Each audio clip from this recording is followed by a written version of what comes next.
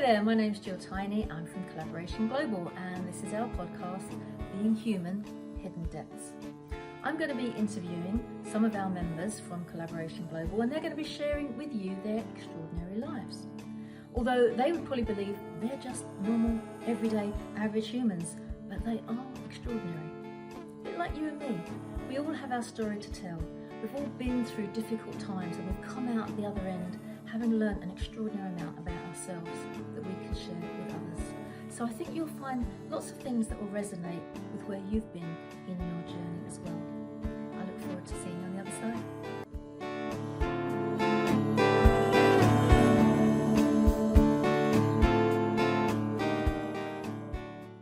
Hello and welcome to the Journey of Possibility podcast with Collaboration Global. My name is Jill Tiny, and today I'm really proud to announce that we are joined by Ray Snow, one of our Collaboration Global members. And I think we're going to have a first on this podcast where we're going to have some music, and Ray is going to be treating us to a little song later on. But first and foremost, Ray, welcome. Lovely to have you here. Pleased to be here. Thank you, Jill. Hi. Fantastic. You and I are renowned for being able to gab quite a bit. So I'm looking at the time now and I'm thinking we will be an hour. We're going to pack a lot into an hour. And if I feel that we're going on, I'll be giving you the old signals. That's it, enough. So I'm looking to have a luxurious hour with you because you and I have got so much to say to each other and to the world that we could go for half a day quite easily or longer, I'm sure. Absolutely. So first and foremost, would you like to share with our audience what brought you to the Collaboration Global space and what made you want to become a member? Yeah, sure. One of the things that I'd previously done is I'd watched the Collaboration grow, but hadn't really got the concept of what it was doing. And actually, probably, to be honest, I wasn't really in a good place to be able to come and join in. In my own kind of mindset, I just wasn't ready. So I made a lot of changes this year in terms of I ended the business ownership of my business and moved in with somebody else, and that was a massive step for me. 18 years of a big change, and not many businesses can say they've lasted that long. If they get to 5, they're lucky. So that's a really successful business. And the weird thing about it was I for a lot of that time, and I felt that I was actually failing. Can you believe that? Because I hadn't reached the unachievable goal that I'd set myself. Was just so actually, I look at it very, very romantically and differently now. That it was a good thing, and it was good development for me. So once I've made that move, I was looking for another avenue, and I'd already kind of dived knee deep into my music at the time, and that really kind of opened up an avenue. And then I thought, do you know what? Actually, I think I'm ready, and I kind of stepped in quite precariously. What's this all about? To be brutally honest, the fact that you were involved and Beju was involved at the time as well, two very familiar faces and people I knew well, and that was kind of the open channel. And since then, I just look on the guys fondly, and they're a great bunch of guys, and it's a great group to be a part of. You've fitted in really well at a time when we are growing and morphing into this new organisation. For those people that are listening to this at the moment, we have had previous podcasts by B Collaboration, which was the sort of former entity of where Collaboration Global was now morphed into. Yeah. And now the way you fit into our community, we've tried out new things and we've brought you in on stuff, and it just feels like you've always been here. It's only a few short months. Probably 2-3 months, I can't remember, but it just feels like you've always been part of this. So it's such a privilege to be able to get you on this podcast today. So thank you very much for coming here. Yeah. Let's have a little bit of a journey now. What was Ray like as a 5-year-old and a 15-year-old and a 25-year-old? And what got you to where you are today? I'm going to grab my cup of tea because this is all you know. Tell us who you are and where you come from. Put your feet up and take your time. Now, when I was, stepping from a child, I was always a very kind of energetic child. I think I was. What they say nowadays, you'd be ADD or. I don't know if it was that far, but it was like, but also very but I was also, I think, affected well, I know I was affected in some fashion from a parental problem. My parents split when I was 5. I lived with my mum, and my brother was probably 1 year old at the time. So I had problems in primary school, trying to sort of get into a learning capability. And I remember certain incidents where I just felt kind of the outside of every circle that I stood upon. But I don't think that I can't necessarily. I don't necessarily blame my parents. I think it would have been a tragedy if they'd stayed together. But it was a journey that was forced upon me either way. So as that journey progressed, I still saw my father on a regular basis. My stepdad came onto the scene a couple of years later. And the guy, quite frankly, is, you can't compare my father and my stepdad. My stepdad is an awesome guy. They're completely different people. But he's a really, really supportive guy. If you can get a sentence out of my stepdad, you'd be lucky. Which is a shame, really, because our conversations are long-winded from my side and very short from his. Sounds like a perfect relationship. Yeah, but the point being is, it kind of gave me this kind of attitude of, and time again, my stepdad has actually said to me, well, "What are you going to do about it then?" And that's kind of his. I like that. It's kind of and I'm like, well, I don't know. He said, well, that's no good, is it? You can't. I can't see what to do. You got to do it. And it was a fantastic view of how I wanted to do things. And when I went to secondary school, I started music. I was playing the clarinet. Wow. I did 6 terms actually learning to play clarinet. What grade did you get to? I was a grade 4. Ooh. Yeah. So I was. I kind of. I'll be honest with you. The only reason I did it was because there was a flute player I liked. What was his name? She was Ruth. And when I eventually plucked the courage up on term 6 to ask her out, she said no. So so every cloud, I learned to play the music, and I learned to but from that point on, I suppose my career has always been. I stepped into an apprenticeship in IT when I left school. I was involved at the time cycling, so I was into racing cycling at the time, and we'd moved from I lived in Stanford Hope, but we moved from Stanford Hope to Rayleigh during the exam term actually, and prior to getting that job, I used to ride to Stanford Hope from Rayleigh every day to school and back. And that was kind of my approach. And then, of course, before I bought a car to work, I cycled to work and back. And give people an idea of how far that is, because obviously I'm an Essex girl, so I know what you're talking about. It's about from Rayleigh to Stanford Hope is about 12-13 miles. So it's 13 miles in, 13 miles home every day. And I did that every day. I actually worked in Colchester at one stage, and I rode from, I lived in Benfleet then, and I rode from Benfleet to Colchester.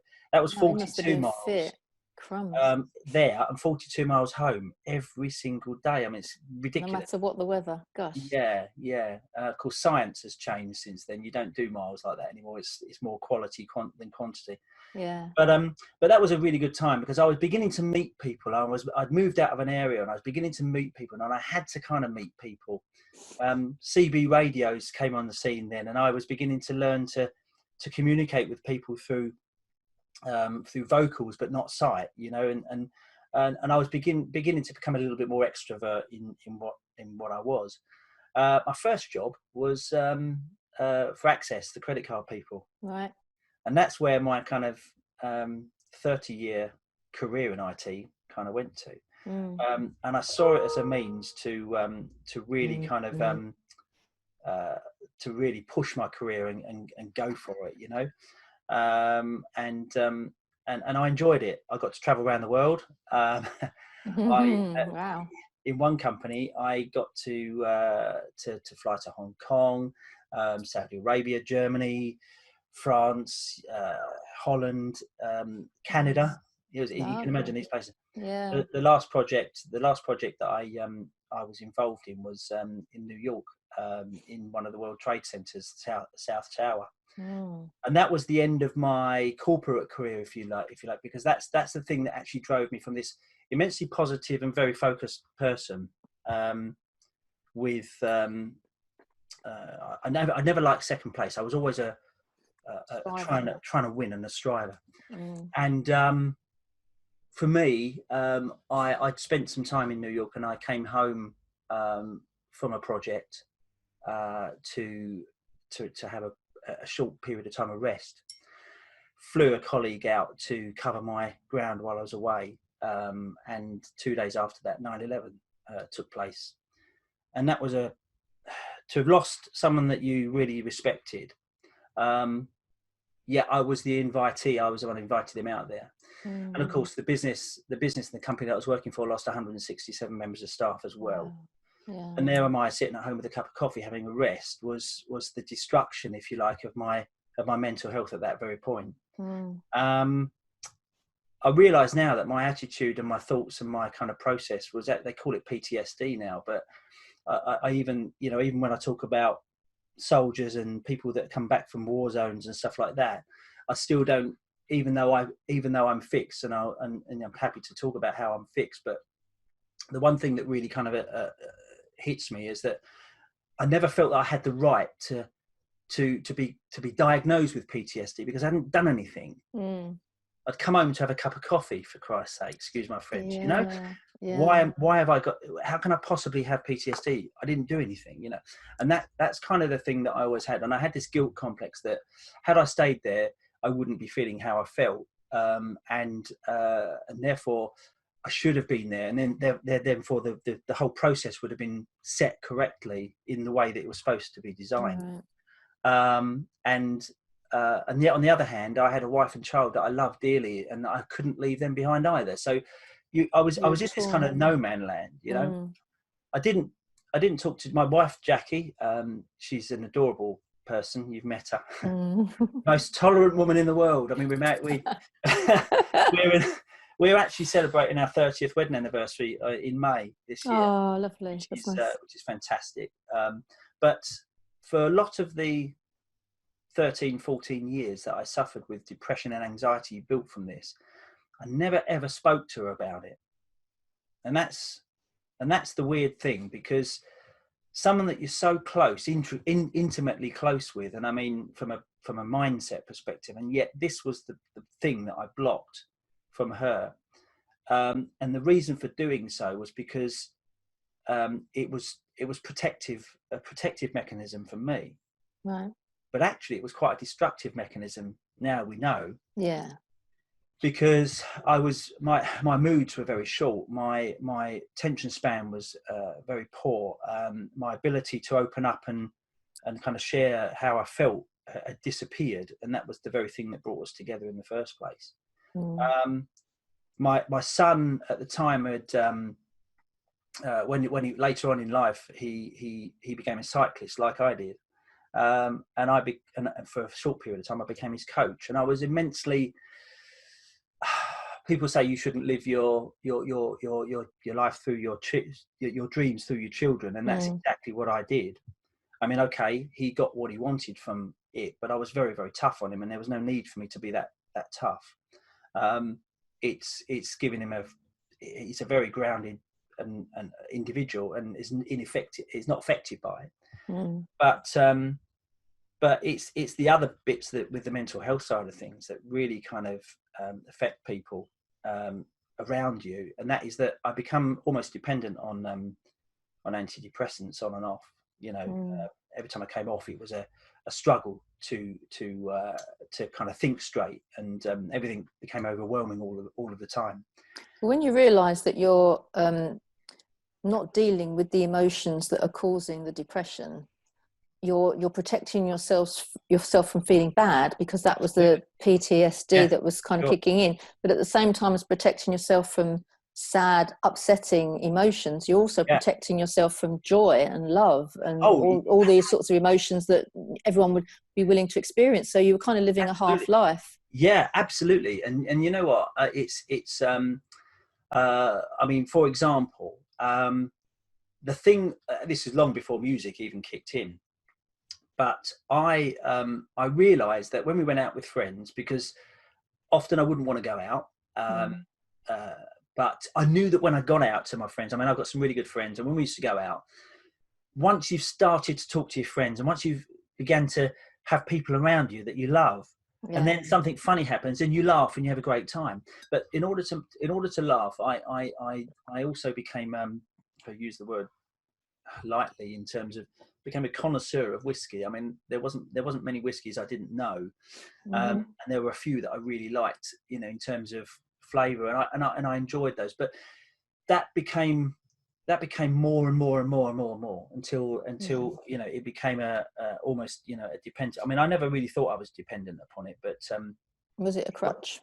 it was the thing that made me laugh. I mean, when you say you're not dependent upon it, but you are regularly cleaning anything between 7 and 9 bottles of whiskey a month, that is dependency. You know, it's delusion to say you're not, but it's dependency. You like to, everyone likes to think they're in control of the situation. I could quit tomorrow, it's not a problem. Well, why don't you? Oh, well, maybe next week. But it was getting worse. It was getting worse as time went on, and I basically we reached a point where my own business that I'd set up, and the only reason I set up my old business, Res Infotech, really, when I whole look at this whole thing was a distraction from how I felt, because I couldn't go back to corporate buildings anymore. I'd made a decision after 2 years being made redundant at that point, because I'd made a decision not to go back, that I'd take that money, invest it in a company, and then I'd go and do my own thing. And that's what I did. But that distraction was 13 years. I employed a PA who I'm trying to think timescales here, but let's say it must have been 5 or 6 years ago, 5 years ago, I suppose. I employed this PA, no, it's close to 7. Now, I employed this PA, and one day she said to me, she said, "Can I have a word with you in the boardroom?" And I said, "Yes, of course you can." So I went in the boardroom, and she said to me, "I don't know how you're going to feel about this, but I can't work with you." So I was like, "Wow, okay." And I tried to be all very boss, you know, like, and professional, like, and I said, "That's a real shame, because I value your input very much so." And she said, "I know you do." So I said, "So does that mean you're leaving?" She said, "Oh God, no, I'm not leaving." She said, "But whatever's inside your head, we've got to sort out, and I'm going to sort you out, and this is going to be the hardest journey of your life." Whoa. So, and I'm like, "Oh Christ, I can't even see that coming." I can't even sack her, because she's going to help me. So she gave me a card of a cognitive behavior therapist, Alison, her name was, and it took me a very, very long while before I actually called her and did it. But at that point there, I was really, really aware that I was affecting people around me. Wow. And it just took a long time. Was your wife secretly going, "Oh God"? Or she just got used to you being up and down? Well, she got used to it, and I think the thing that pains me the most, and this is the bit that really hits me hard, is that she said, once I consider myself to be fixed, that she said, "Thank God my life of walking on eggshells has gone." Yeah, that's what we do, isn't it? I know that feeling. And that's the thing. It's like, so I'm thinking, so when I said to her, you know, "How long have you been walking on eggshells?" And she said, "About 13 years. I'm thinking, oh wow, you know, that's tough. And it was exhausting for me. It was exhausting for her. Nothing was ever really resolved, but I knew that it was there, and I had this thing that I couldn't get rid of from inside it. And was that the point that you two started talking? Because you hadn't said anything to her before that. Absolutely, yeah. I think I went to, I'd said to her that I'm going to go and see this woman and see how it goes, and she said, "Well, it's a good thing, so, you know, just do what you need to do." I'd made a conscious decision at that point that I would try and open up, the best I could, Mm. which I did. Alison was probably, well, she's no pushover. I'll give you that. um, but I kind of immediately took to what she was trying to do. And whilst it was really, really tough for me, she just kind of metaphorically handheld me through the journey. Mm.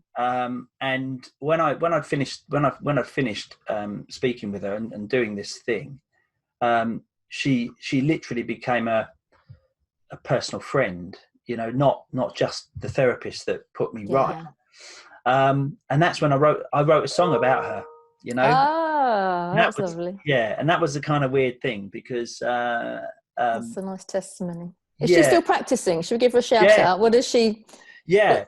Her name's Alison Bourne. Right. She works for herself and she works from home, and she has I'm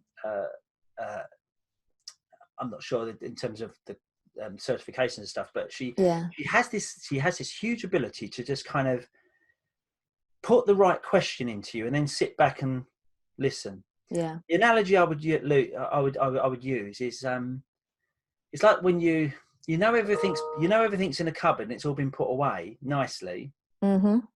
but then when you open it, it all falls out on top of you. Mm-hmm. And that's the analogy of what I was like. It was like I knew it was inside, I knew it was there. Yeah, just couldn't find it. Organise it, but when she opened the doors, it all just came crashing out.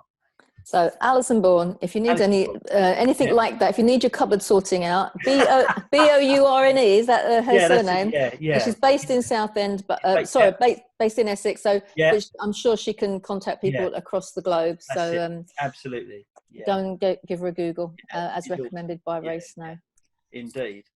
So that was your next. So she helped you to kind of come out of that. So things you haven't mentioned that I know about your story, apart from the Twin Towers, tragedy that's affected you, and I can see why it's affected you, because we know of soldiers that have come back, and whilst they might be injured themselves, one of the things they can't believe is that they've lost their friends while they're out there, or they were in a place and their friends should have been there, and it's the what do they call it? It's like a guilt factor to it. Yes, it's survivor's guilt, survivor's remorse. But also, at one point, you were so good on that little cycle of yours that weren't you training to be in the Olympics at one point? Well, I got to train with the '92 Barcelona Olympic squad. We were lucky. We were very, very lucky. This portion of the country, the southeast, had probably the best cyclists in the region. And the opportunity came about. So it was basically a road sessions. We went out and rode for the teams, and the guys that I was riding with were absolutely phenomenal. And if I'm brutally honest, if I'd ever thought that I was going to get there, I probably didn't think that I would ever get there, because the guys around were fantastic. But what they did was they took me from the whole process of getting involved with British cycling riders of that caliber, and then training with the squad at that caliber. You suddenly go from, I'm riding at level 1, but I'm very, very good. I mean, I'd won a few races and I'd done a few things, and I was beginning to really kind of get the whole thing into play. But all of a sudden you train with these guys, and then you're thinking, okay, so that's not going to happen. That's fine. I'm happy with that. That's fine. But then you go and race, and you suddenly realise you're now racing at level 8, just from being around people who, I know they say spend as much time as you can with the people who succeed, and therefore you'll become one of those. Yeah, that couldn't have been a better analogy. And of course, and then when my son Daniel had taken it up. I mean, he started riding a bike from the age of 12, and with the knowledge I'd picked up with these guys, I mean, there was the Commonwealth Games squad in '94 as well. Got an opportunity to ride with those as well. The whole kind of selection process had changed then, but I was racing sort of national level races, and I would now could feed that back into Daniel, and we got him to Europe. He was racing in Holland and Belgium and the Tour of Wales and various, and had I not had that experience, and this is why I think experience is you know, like that, are just awesome. But yeah, I think, you know, you see, I've got pictures of me with riders that rode the Olympics there. Daniel's got pictures of him racing alongside people who are world champions now. Wow. I do remember you saying to me once years ago that you were taking Daniel to some event and you got to go on this bus, and who was sitting next to you on the bus? And it was like, totally, I was ignorant of anybody in that sphere. And you went, it was only Victoria Pendleton. I said next. And I'm like, who's she then? And of course now she's this major celebrity. But I do remember you being very excited that you got to sit next to her on the You know coach. what? The beautiful thing about these, and this is when you shout out and you see these celebrities on. I was immensely lucky. The whole of cycling's changed now. It's a bit like Premiership football. You can't touch a footballer anymore, you know.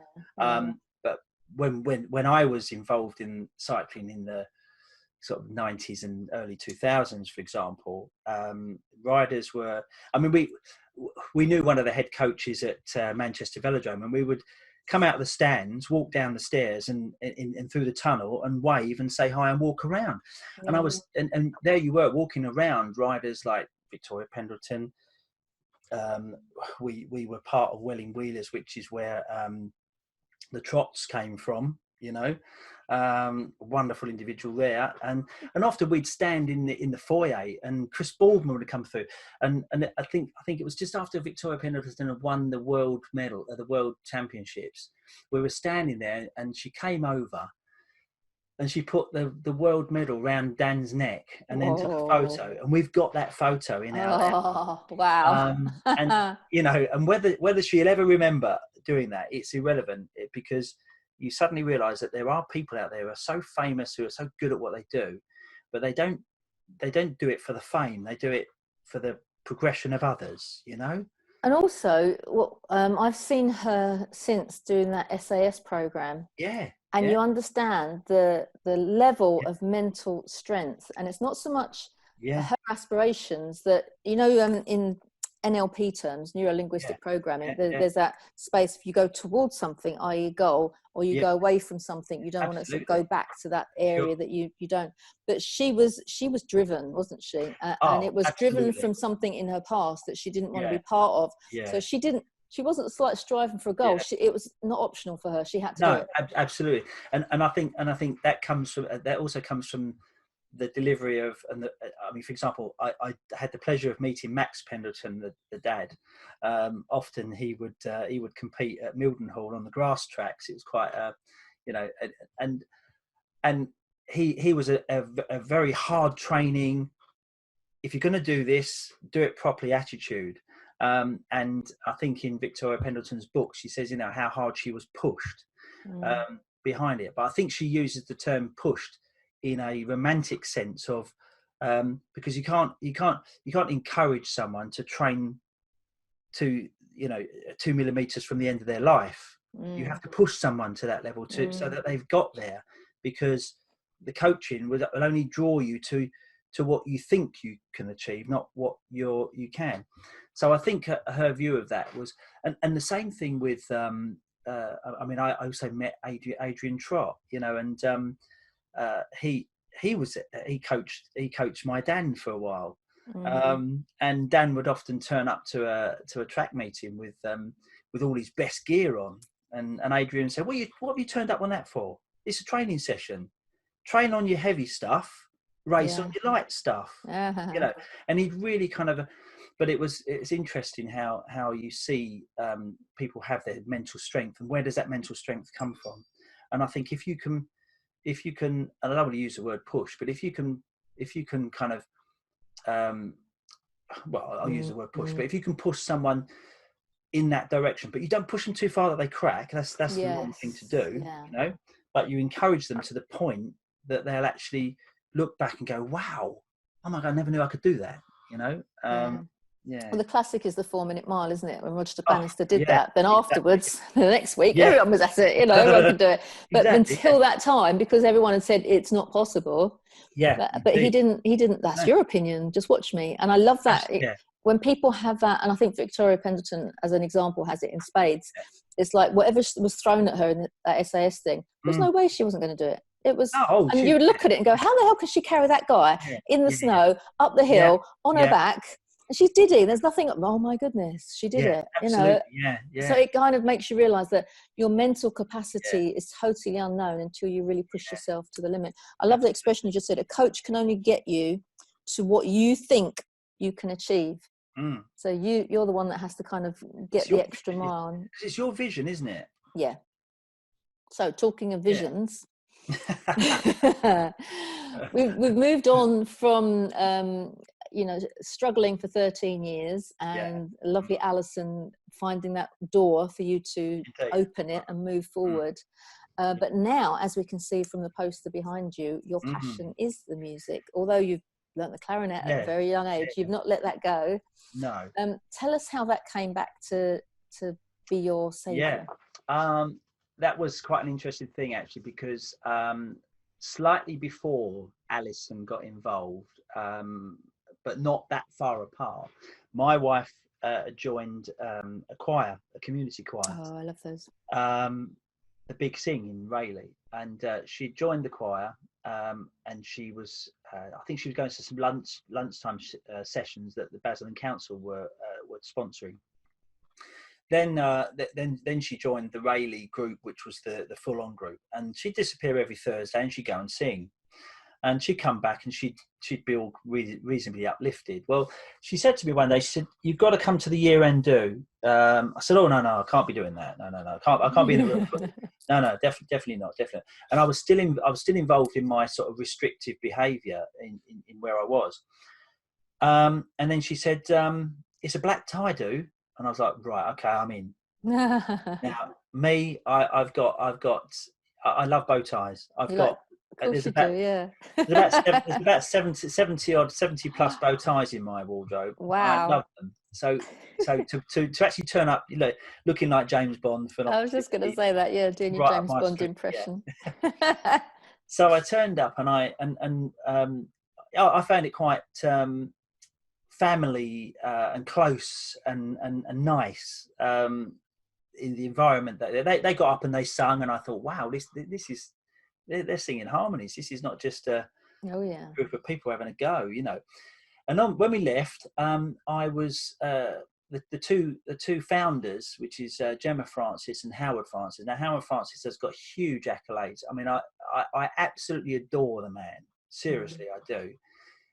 He's a songwriter. He's a fabulous pianist. He's a singer. He was the keyboard player for Alexander O'Neill all those years. Wow. He has played in front of the Queen. This guy has got songs out there that And he came along and he said to me, "Why don't you come along?" He said on a Thursday. He said, "We could do with some more tenors." Always. Said, no. Every choir you ever go to, they need more men. Shortage of men. There's always a shortage of men tenors. Yeah. So if you're male and you want to sing, let me know and I'll put you in touch with the choir locally. But I said to him, "I can't sing." It was an interesting concept. I can't sing. He said, "Yes, you can." He said, 94% of people can sing. The other 6 are tone deaf. They just haven't been taught properly. Yeah. So I was like, okay. And I said to him, "But you won't be able to teach me." Oh. And that's like a red rag to a bull. Challenge accepted. Especially to someone of that caliber and he said to me, he said, "I will teach you to sing and you will sing beautifully." And I was like, oh bugger, I'm in a corner now. Yeah. And he said, "Would you like to sing beautifully?" I'm thinking, "Oh, of course I would." Who wouldn't? Yeah. He said, "Well, I'll see you next Thursday." Well, it took 3 Thursdays before I turned up. Oh my goodness. Big and a huge amount of nagging, because every time I didn't turn up, Jackie came in and said, Howard said, "Where are you?"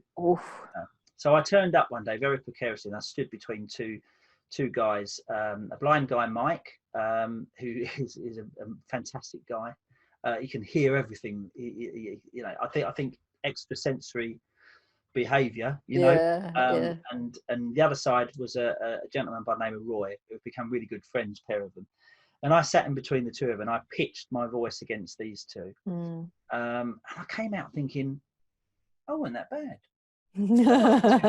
And I really enjoyed it. So I went back the next Thursday, and of course 3 Thursdays later, that's it, I'm hooked. you're in. So so that was a singing start. But I'd also bought or had a guitar bought for me for Christmas from the mother-in-law. And once I'd worked out which end to hold it with, I began to sort of self-teach a little bit, and then began to sort of want to sing a few songs. And I had about 10 songs in there and stuff like that. But it had become an obsession. It was also working very, very closely with the mental health and the recovery. And all of a sudden, I felt like I was actually taking some medicine because it was de-stressing. And every time I achieved, the great thing about music is that if you're learning to sing or learning to play something, you always get better, and there's always something different that you do. So it's a never-ending learning process. And if you always achieve something every time you do it, then the achievement, well, that's the endorphin release, isn't it? Yeah. And since then I began to sing. I probably do about an hour to an hour and a half every single day. Wow. In terms of and that's been for 5 years. That should be on the National Health, shouldn't it? Really, now with the sing. Yeah. And then the next thing, then I sort of did a few open mics. I met a guy called Chris Cannon. Now he's a recording artist who runs these open mics. And after the gig, I said to him, what's your nemesis? I said to him, and he said, "Oh, you don't want to know." I said, I wouldn't ask if I didn't, and I kind of wish I. Well, I'm glad I did, actually, because it became a referral for Alison, actually. But Chris's brother had jumped a platform at Pitsea. What a shame. And I cannot think or understand just how difficult that family has gone through, and his music was the very thing that kind of was trying to get him back on his platform again, as it were. And I referred him to Alison, and a few years have gone by, and the guy is kind of flying now, and hopefully, touch wood and all that he's doing well. But the open mic for me was a bit of an eye opener. So I did a few of those, and then I was offered a festival gig a couple of summers back, and I was thinking, oh God, this is for real now. And I did it, and it wasn't, in my eyes, it wasn't perfect, but it was well received by everybody else. So they were all in a good mood, so they were ready for exactly. Brilliant. Yeah. What festival was that? That was it was a festival for charity for the air ambulance. Oh, brilliant! And they wanted a headlining gig. I mean, that was something to go. Yeah, honestly, seriously. And that's the first time I'd ever sort of used backing tracks. And we created this '60s set that we were doing, because I very much love the Beatles and Rolling Stones and the Who and and all that sort of era. So. And it went really well. I had some other musicians come along and support me, which was great. And then from that point on, I thought, do you know what? I really, really can. And that was the point at which I thought, I can do this. I can do this. So I began to advertise. One Man Six Strings hadn't created itself yet. Didn't really know what it was really at that point. But it kind of evolved. And now I'm probably 25, 30 gigs in now. Wow. And can't wait for the next one. And then this year I'm planning to stock up with as many gigs as I possibly can. Yeah. For celebration venues, pubs, clubs, I don't know, whoever wants to listen to music and book our play is kind of like that, really. But in and around that, I want to utilize that music and place it in places where, how can I put it? If someone needs to be taken out of their small little world that they're in and they're struggling, just to listen to music, then that's kind of how I want to do it. And I think I like a lot of I like a lot of coffee shops, because people will often go to a coffee shop just to sit back, and you can it makes you people watch, actually. Yeah. You see whether people are coming in to relax and have a wonderful coffee, or you can see people coming in who are just, they sit down and they want to just zone out and get out of it. But either way, you can always find a musical mood that fits those things, you know. I think it in connection with Collaboration Global, it fits with the sort of community feel, because I think if people go to coffee shops, Yeah, it's a place where you can be around other people, but not necessarily have to communicate with other people. You can be on your own, but being with other people just gives you that sense of belonging to something. yeah, And I think when you've got a coffee shop, or in my dreams, one day I'd love to have a Collaboration Global cafe in every town.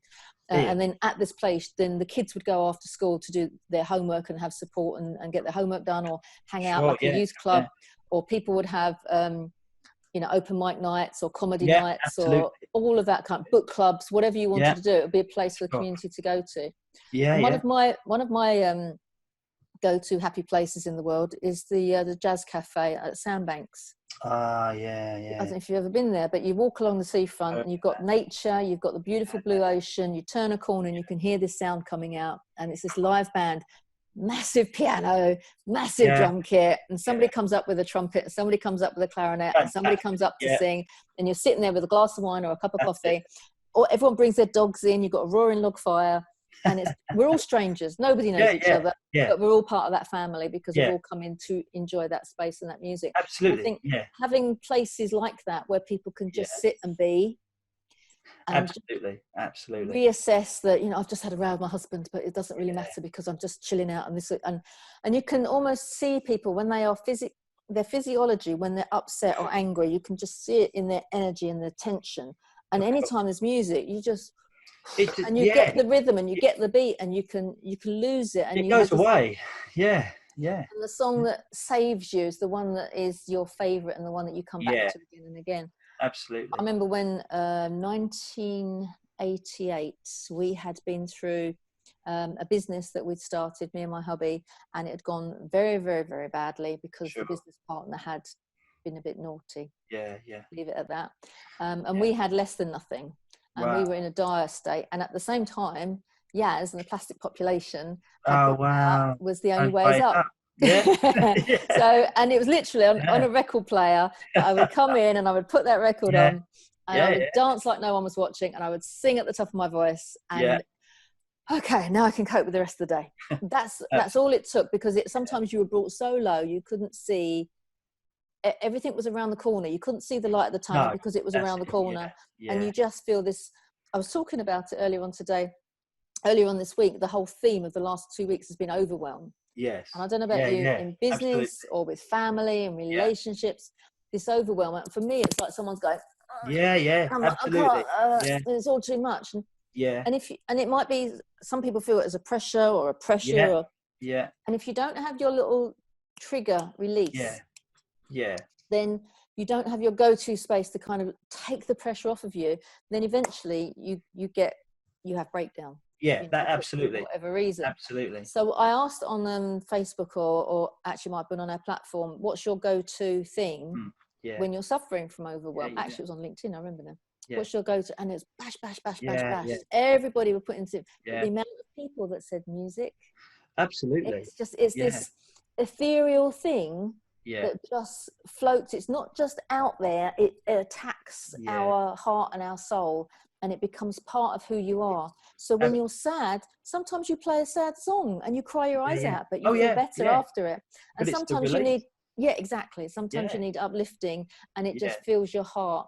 And I don't know about you, there are certain songs that I listen to and I cannot fail but cry every time I listen to it, in a good way.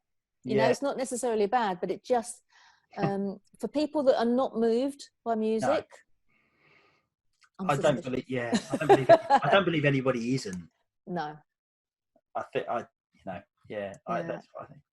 I mean, this particular song that I'd written was had reference to what I was trying to achieve. Trying to find time for reflection for me. And it also had references to a beautiful line. Well, I think it's a beautiful. Sparking my own song up here, but why not? Every now and again you get a good line. It was like there was a line in there, those that I knew before but missing the guilt, makes reference to my 9/11 experience. And then of course it was all about people who were trying to distract you from what you were trying to achieve, and the whole mess of the situation, and where Alison came in. I called it Listen to Ali. That's what I called the song. That's nice. And, what does she think? Have you played it to her? Yeah, she's like kind of a bit overwhelmed, really, but the fact that she said, I've never had a song written for me, you know. That's cool. That is cool. Well, maybe in about 5 or 10 minutes, I think we'll have a little listen to that. Yeah, if that's the one you want to play, unless there's something that comes up in the meantime. Yeah, I'll give that a whirl. Yeah, see what you think. So when you came into Collaboration Global, although we kind of saw you coming in this sort of suited and booted with the bow tie gent come through the door, and you talk to people, say, you know, in a networking situation, people say, what do you do? In other words, how do you make your money? And in Collaboration Global, we don't really care. You know, it's like, that's what we do. We want to know what makes your heart beat faster. So we only really know you as this one man, six strings kind of guy that's, that's sharing. And you very quickly shared your personal story around your mental ill health at the time. And it's an ongoing journey for all of us. You know, we're all on this little spectrum. But also one of the things that struck me that you shared very early on was how you help people on suicide watch. Yes. How did that come about?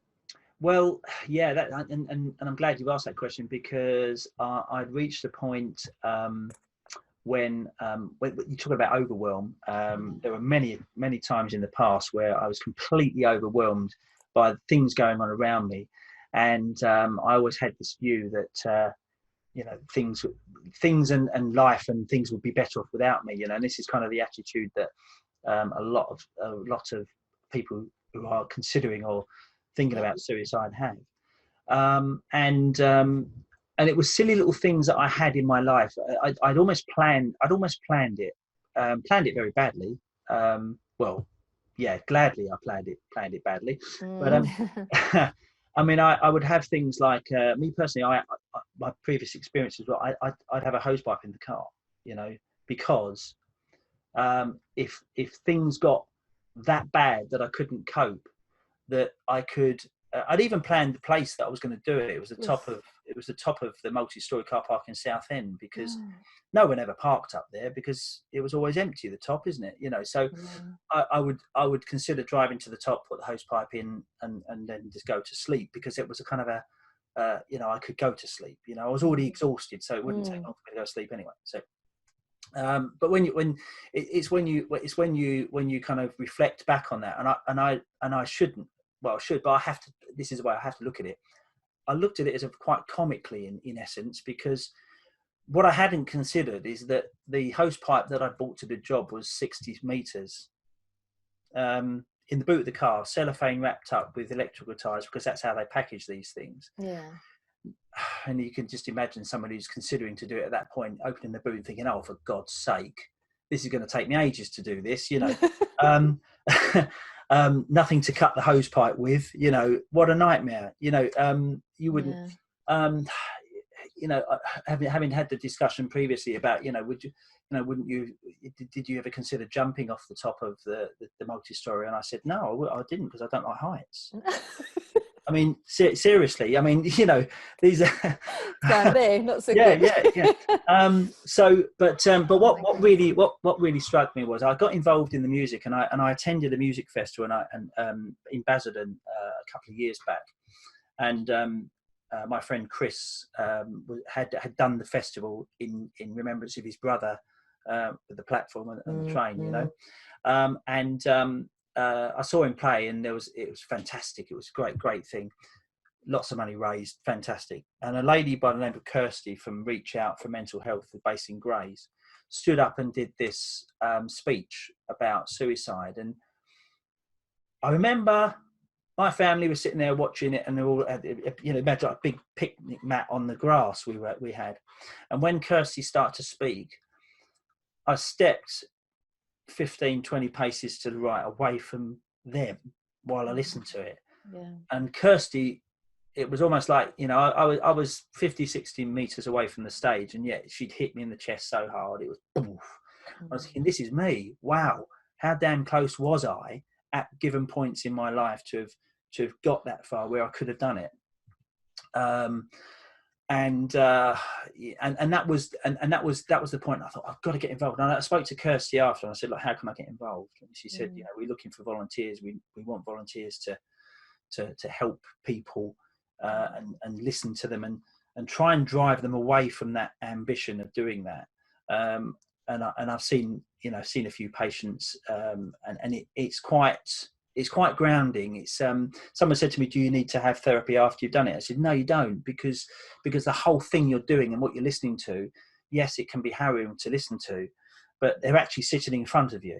So actually, that's a good thing. It's when they're not sitting in front of you that you've got to worry about it. But actually, it's very, very grounding to know that that you're able to listen to somebody else's problems, and then whilst I can't advise, they've often talked themselves into the journey they really should be going, not the one that they were going to, and then off they go. And half the time is you just need someone to listen. Yeah, and that's the biggest problem around us. I mean, you know, when you've got, I mean, Jackie was always a listener. You know, for me, she was always a listener. I wasn't a talker. You know, that was the thing. The whiskey was a little bit of a problem for me. And I remember the last time I ever touched the stuff was I something had happened where it just overwhelmed me too much, and I decided that enough was enough, and I can't do this. And I went out and I walked up and down outside of a local supermarket close to me, and I was contemplating buying a litre bottle of whiskey, and that was it, you know. And I'd already got the thoughts of, okay, well, once I've done the whiskey, the pills can do the thing as well, and everything's okay. And I came back to the summer house, and I unscrewed the bottle of, I shouldn't have bought the whiskey, and I walked away from it actually. And then for some reason, just something turned around and just turned me 180, and I went straight in and bought it. You know, it was almost like I'd lost control at that point. And I came back and I drank this, and I opened up the cap of the bottle, and I literally drank it like a bottle of Coke, as fast as I could drink it, you know. Next thing I know, that, you know, I've got people sort of carrying me around. I don't remember. I literally don't remember the evening. The rest of the evening, I remember my son showed me the video back actually, and said, you need to watch this. And I said, no, I won't touch it again. That's it. I'm okay. I don't want to do this anymore, you know. But Daniel, age 24 at the time, said, no, you're damn well going to watch it. You're my dad, and you've got so much inside your head I need, and you can't leave me yet. Yeah. And that was the last time I touched whiskey. Yeah, it's a good enough reason, isn't it? I think it was, yeah. Best reason ever. So for me, doing what I think I need to do in terms of helping others not do that very thing just gives me such a really good sense of humanity, if you like, in terms of there's too much of it about, and not everyone's listening. But it's not always appropriate for the loved one to listen. You know, I mean, I feel like you can't. I know one of my friends who committed suicide. The note said, "I don't want to be a burden to anyone." Absolutely, and that's yeah. So that's why she couldn't tell her nearest and dearest, because that's going to be putting another burden on them. Yeah. And you know, at the end of the day, none of us are. I mean, mine was 9/11. That was the whole kind of confidence thing for me. But you've also got to take into consideration that person may not want to talk because they may have done something that they shouldn't have done. You know, whether it's a relationship thing, you know, and maybe the punishment is the fact that they just can't cope with it. You know, I don't know. But the point for that is that sometimes people can't talk because it's something that they're ashamed of or they can't speak about. So actually, by speaking to someone outside of that circle, there's no judgment. I mean, I just say, you know, I've spoken to people who, and I've got no judgment, and say, okay, fine. You know, the fact that you feel like this suggests that you know you shouldn't have done it. Well, let's not dwell on that now. Let's dwell on where we're going to go with this. You know, how are you going to fix things? How are you going to, you know, and I think that's the difficult thing, isn't it? Because no one really knows what they should or shouldn't have done. I mean, like, you know, debt is a huge thing. It's a guilt thing, you know, because whilst they can't pay it, they're also guilty for spending the money on things they shouldn't have done. Well, forget that, wipe that clean. You've got to deal with the source of the problem, and that's kind of where I get a lot of pleasure from. I think this is what amazes me with Collaboration Global and the members and that come into the sort of the monthly meetings, online or offline, is they feel able to share a bit of their self that they can't necessarily share with their family. I mean, we've had a guy stand at the front of the room and say that he'd been a functioning alcoholic for all of his adult life, and he was in his 40s, late 40s, and then as a result of being part of the community, he found the strength to go and take some extra training and support. Sure. Because he'd been at the AA for like 20 odd years. And it did him for a year, then he fell off the wagon, then he did it. So that was one thing. Another lady stood up and was able to share about sexual abuse that she'd received as a child. Of course, some of these topics get really heavy, and but you look around the room and everyone's got something that is like their story. And it's that's why room, isn't it? That's what it is. Exactly. And that's why we do these podcasts as well, because people are able to kind of share that, this is my journey, and this is how I got to where I am, and now I'm ready to give back. And your story is typical, that not only have you been through that tragedy and you found someone that supported you, but now you're giving back and you're supporting and you're helping other people and they can talk to you because you know exactly what it feels like. And you can share your story, and they look at you and they're like, he seems to be okay now. Little do they know, none of us are okay. we're all on the knife edge, but they feel they can come to you, and that's what I like about the people in the Collaboration Global community, is all of them want to help people, and this is my life experience, how can I help you? What impact can I have in a good way that's going to make your life better every single time? Absolutely. So it feels a little bit crass now to talk about the day job and the IT stuff. If anybody were to contact you, let's do a little bit of sales pitch for Method IT, so that they know that you do turn up at the office occasionally. Tell us what Method IT do for companies, businesses. Okay, so Method IT is a managed service provider. Well, basically what that means is it's about giving the client peace of mind in terms of instead of doing half the IT themselves, and or something goes wrong and then they're calling the IT department, so to speak. Often it's too late by then. Stress valley, isn't it? Method look after everything, right the way from the socket on the wall with the broadband, so we can monitor that and make sure that that's performing as it should be, through to the PCs, the supply of hardware, the servers that run the business, the email services, the security, the spam filtering, and all of that. And basically, we have a very, very good team of guys in house. Every machine that we look after is on the network and supported, so we can see what's going on. We even look after telephone systems as well. So there's a whole kind of suite of activity going on. We have, to put it in simple terms, we have a fabulous setup in house that they've got 3 screens up on the wall with graphs relating to all the services we have, and we use a red, amber, green system. If all our clients are green, then that's absolutely fantastic. If something's amber, more often than not, someone in the room has had a notification that machine XYZ in Ipswich is misperforming. They pick up the phone and they tell the customer, by the way, we're looking at this. The customers, when I first started working there, I was shocked by how little phone calls come in-house and how many go out. Right. So in other words, that we're proactively telling the customer, look, we're looking at this, don't you worry about it, it's all been done. And that's kind of the approach they take. The thing for me, it's about building relationships and kind of putting that point across. So we and the markets we aim for are solicitors, accountants, recruitment firms, generally 20 users plus, which is kind of, the size of customer that this kind of process really works well for.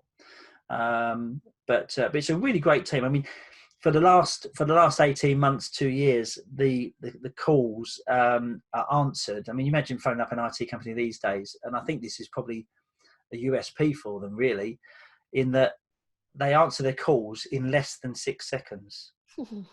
And that's regular. I mean, at the moment, it's sitting at an average of 5.57. Nice. Now, instead of being stuck on a queuing system, your call is important. We will be with you in an hour. Because everyone gets so stressed when their IT goes, and because for most people, especially accountants and solicitors, if your IT equipment is out, that's costing you money. Absolutely, absolutely. You can't function. So brilliant. And that's why I like working from you. It's all about doing it properly. Yes. You're proud to be part of that organisation, aren't you? Yeah, that's lovely. 100%, yeah. Fantastic. So I think now has come the time for us to was it I was thinking of the walrus and the carpenter. Now is the time. I can't think of the phrase of the poem. Anyway, I think now would be a lovely time for us to hear your dulcet tones and listen to Ali. That would be fabulous if you would like to share that with us. Okay. And if anybody would like to get in touch with Ray, what's the easiest way to get hold of you, Ray? Basically, if you look up one man six strings on Google, literally just type in one man six strings. I've got a Facebook page. We've got a website which is www.oneman6strings.uk. So that's the website there, and everything spurs off from there. There's a Twitter account in there somewhere as well, but the link's all on the website. So. And obviously, if you want to find out about Collaboration Global and find Ray on our platform, Collaboration Global /mitynetworks.co.uk, and Ray is in there. Just Google his name and you'll find all his profile, and you can have a direct message with him in that as well. Fabulous. So Lovely. Right. Take it away, as they say. Tilt this down here because I'm going to change my position. There we are. Okay, right. Here we go. So this is called Listen to Ali.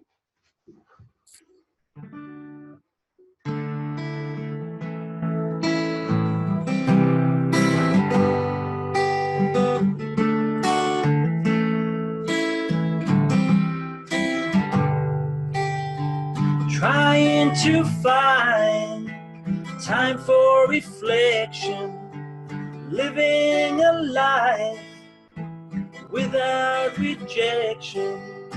Seems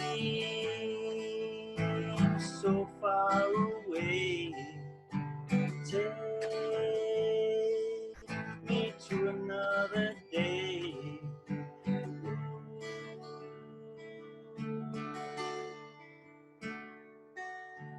Looking for sanctuary that I once built, those that I knew before, but missing the guilt. Seems so far away. Take me to another place. Don't let others mess you around. See what you can find.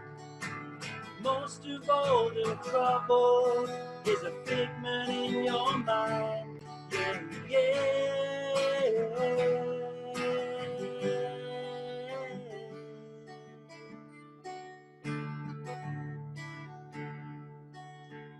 Ali says take some time, feet back on the ground. Pendulum swing of life. It's such a crazy sound. Control seems so far away. Take me to another place. Don't let others mess you around. See what you can find. You deserve some inner peace. So to yourself be kind.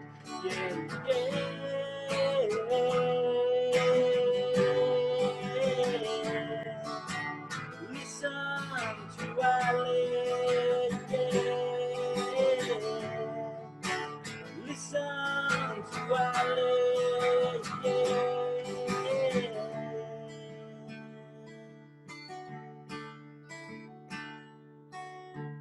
Looking for sanctuary, it's already inside of you. It's not so far away.